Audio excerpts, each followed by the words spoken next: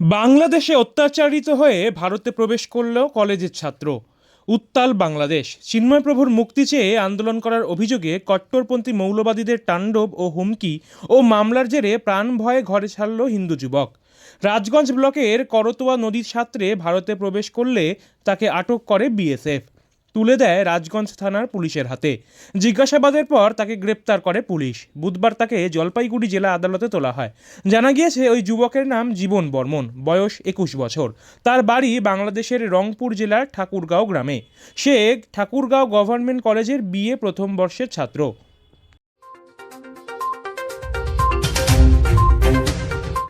আমি একজন সনাতনী। আমাদের হিন্দুদের উপর অনেক টর্চার হচ্ছে, যার কারণে আমি বাংলাদেশ থেকে ইন্ডিয়াতে আসি।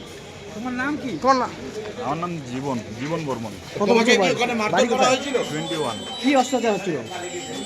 আমাদের হিন্দুদের উপর খুব টর্চার হচ্ছিল। তোমার পরিবারের উপরে টর্চার হয়েছে? কি হুমকি টুমকি দিয়েছে?